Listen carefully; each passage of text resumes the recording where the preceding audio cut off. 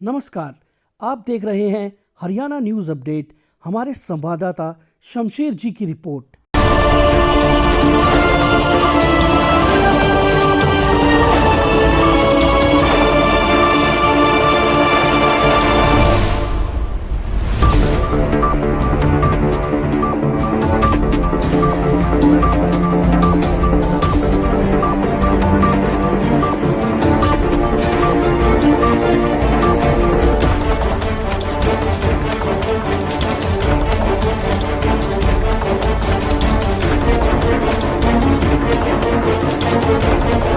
मैं माननीय केंद्रीय राज्य मंत्री श्री राव इंद्रजीत सिंह जी का स्वागत करना चाहूँगा कि वो हमारे इस फंक्शन में पधारे हैं। जैसा कि आप लोगों को पता है, भारतीय रेल इस देश की इंफ्रास्ट्रक्चर की एक रीढ़ की हड्डी है और इसके विकास में सबसे बड़ा योगदान दे रही है। और पिछले कुछ सालों में हम लोगों ने विकास की इस गति को बढ़ाने के लिए बड़े बड़े प्रोग्राम किए हैं। नई हमने इंफ्रास्ट्रक्चर फैसिलिटीज डेवलप की हैं। पिछले साल हमने लगभग 5200 किलोमीटर नया ट्रैक बिछाया है और इस साल हम लोग 5500 किलोमीटर का नया ट्रैक बिछाएंगे इस साल में। और अगले 4 से 6 सालों में 40,000 किलोमीटर का फर्दर हम लोग ट्रैक का विस्तार करेंगे इंडियन रेलवेज। इसके अलावा हम लोग, आप लोगों को पता है, आपका यहाँ का भी स्टेशन और बहुत सारे स्टेशन भारतीय रेल ने ये निर्णय लिया है कि सभी हम स्टेशनों का जो है पुनर्विकास करेंगे, उनको रीडेवलप करेंगे और उसमें नई फैसिलिटीज़ और उसको एज अ कमर्शियल और सिटी सेंटर के तौर पे बनाया जाएगा। तो उसी कड़ी में लगभग 1300 स्टेशन का पूरी इंडियन रेलवे में रीडेवलपमेंट हो रहा है। और आपके क्षेत्र में पटौदी रोड और गुड़गांव स्टेशन भी उसी कड़ी का एक हिस्सा है। इसके अलावा इंडियन रेलवे लगातार रेल के ऊपरी जो आरओबी जिसको बोलते हैं, फ्लाईओवर बोलते हैं, वो पुल और अंडरपास ये लगातार बनाती जा रही है, सो दैट आप लोगों को रेलवे क्रॉसिंग के ऊपर वेट ना करना पड़े और इंडस्ट्री और किसान जो है वो बिना रुकावट के अपना माल भाड़ा इधर से उधर ले जा सके। तो लगभग अभी रिसेंटली 26 फरवरी को माननीय प्रधानमंत्री जी ने लगभग 2000 नए अंडरपास और आरओबीज का उद्घाटन किया है। और रेलवे ने भी ये पॉलिसी बना ली है कि किसी भी कारण से अगर स्टेट गवर्नमेंट या लोकल एडमिनिस्ट्रेशन अगर पैसा नहीं दे सकती तो रेलवे खुद की कॉस्ट पे पूरे का पूरा आरओबी और आरयूबी बनाएगा। तो ये अब किसी पैसे के कारण या जमीन के कारण ये काम नहीं रुकेंगे और इसी दिशा में ये लगभग 200 नए आरओबी और आरयूबी भी अगले 1-2 सालों में बनकर तैयार हो जाएंगे, जो कि देश के लिए एक बड़ा इनपुट रहेगा।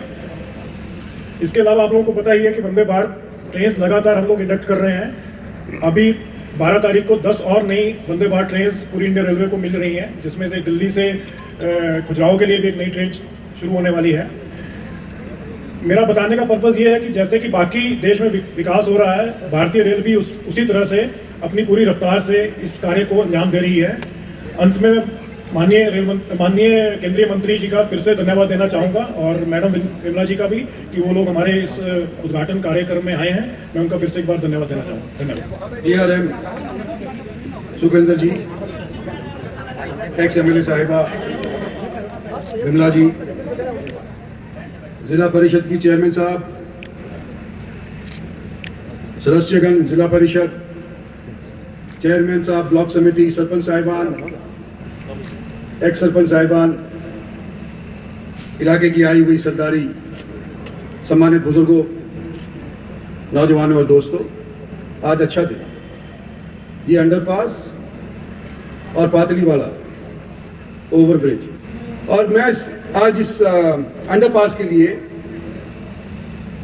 जहां मुबारकबाद रेलवेज को दे रहा हूं कि इन्होंने बना करके खड़ा करवा दिया, मैं साथ साथ जिन लोगों ने यहाँ पर जमीन के विवाद के अंदर हस्तक्षेप करके, हालांकि समय थोड़ा फालतू लग गया, लेकिन अगर ये हस्तक्षेप नहीं करते तो शायद इसके अंदर और भी टाइम लग सकता था, तो उनका भी मैं स्टेज से आज के दिन धन्यवाद करना चाहता हूं और जिसकी जमीन जा रही थी उसका करना चाहता हूं। अभी DRM साहब बता रहे थे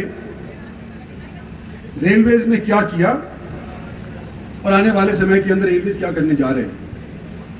और मैं अपने तौर के ऊपर, इतना तो ज्ञान मेरे को नहीं है क्योंकि खुद रेलवे महकमे के एक अफसर साहिबान है, लेकिन जो पिछले 10 साल के अंदर रेलवेज ने काम किया है, जितनी नई लाइन 10 साल के भीतर रेलवेज ने खड़ी करी है, बिछाई है, कुल मिलाकर के जितना फ्रांस का रेलवे का नेटवर्क है ना, उससे अव्वल है। और आने वाले समय के अंदर इसकी बढ़ोतरी हो गई तो फ्रांस और स्पेन और इंग्लैंड तीनों को मिलाकर के जितनी बिछाई गई है सैकड़ों सालों से, उतनी नई रेल लाइन आपके भारत देश के अंदर बिछने जा रही है। और मेरे को यह भी टाइम याद है जब रेलवे के पास पैसा नहीं हुआ करता था। जब से 5-6 साल पहले रेलवे के बजट को फाइनेंशियल बजट के साथ जोड़ दिया गया, पैसा भी इनके पास हो गया, कारोबार भी इनका बढ़ गया, बहुत ज्यादा बढ़ गया।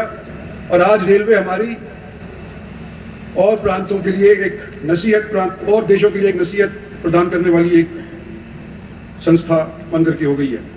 और हम यहाँ पर हरियाणा के दक्षिणी क्षेत्र के रहने वाले लोग हैं, तो दूर क्या हो रहा है शायद हमारा इतना इंटरेस्ट रुझान नहीं हो, लेकिन आपके बारे में बताना चाहता हूं कि एक जो ये शायद कहते कहते समय की वजह से नहीं कह पाए, हरियाणा के अंदर जिस तरह से ऑर्बिटल रोड बना है, जैसे दिल्ली के इर्द गिर्द रिंग रोड बना है, मानेसर कुंडली हाईवे बना है, इसी तरह से हरियाणा के अंदर भी एक ऑर्बिटल रेल कॉरिडोर भी मंजूर रेल मंत्रालय भारत सरकार ने कर दिया है। और इसके ऊपर 5,400 करोड़ रुपया खर्च होगा। और ये पलवल से शुरू होगी और फरूख नगर से बगल से गुजरते गुजरते और सोनी तरफ जा करके और फिर वो आने की तरफ दिल्ली के पश्चिमी साइड के अंदर चली जाएगी। तो ये हमारे आने वाले समय के अंदर होने जा रहा है, जो मंजूर हो चुका है। अमृत भारत रेलवे स्टेशन के ऊपर इन्होंने जिक्र कराई है, 25 करोड़ तो रेलवे स्टेशन पटौदी के ऊपर खर्च होंगे। गुड़गांव के अंदर ऑलरेडी मेरे ख्याल से 300 से करोड़ खर्च हो चुके हैं, 295 करोड़ खर्च हो चुके हैं। और इसी तरह से रिवाड़ी के ऊपर काम चलने लग रहा है।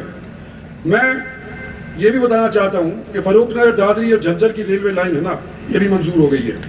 और आज यहाँ पर हम जब यहाँ पर इसके उद्घाटन के लिए आए हैं तो 2 चीजें हैं, जटौली का अंडरपास जिसका मैंने पहले जिक्र कर दिया, और पाटली का फुट ओवरब्रिज।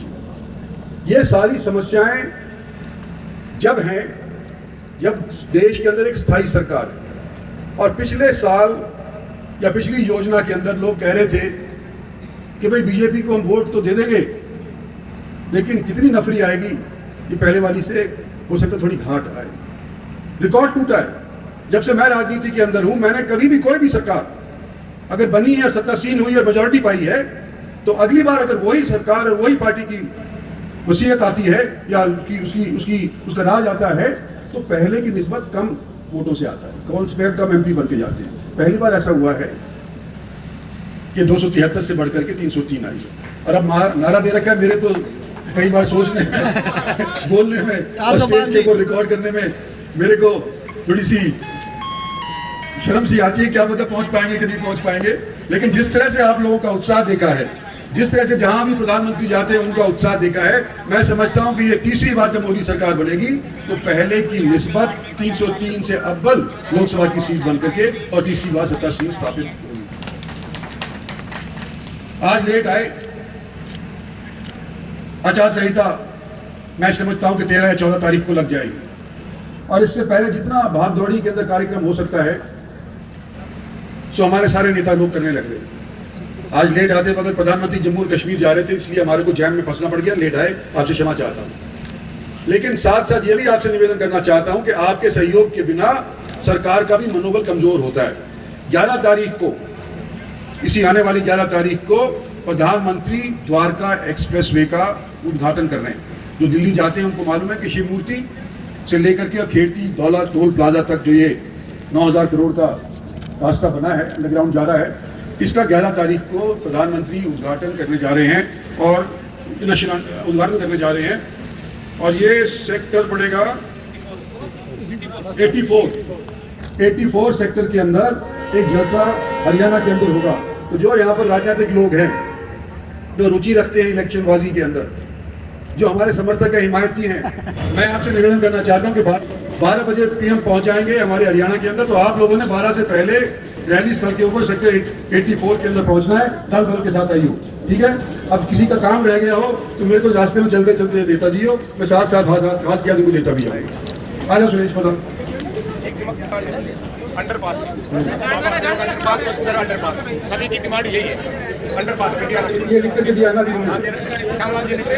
जी 4 फुट का लिखवा दो, लिखवा दी करो 4 फुट का खर्च भी ना लिखवा आज नहीं होगा जी, आपका खर्च हो गया। प्रपोजल हो गया 2 साल हो गए, 2 साल से हो रहा है जी। हमारी आपकी भी ना लिखवा जी, बाबा देव का अंडरपास ही दोनों चीजें ठीक है जी अभी साहब।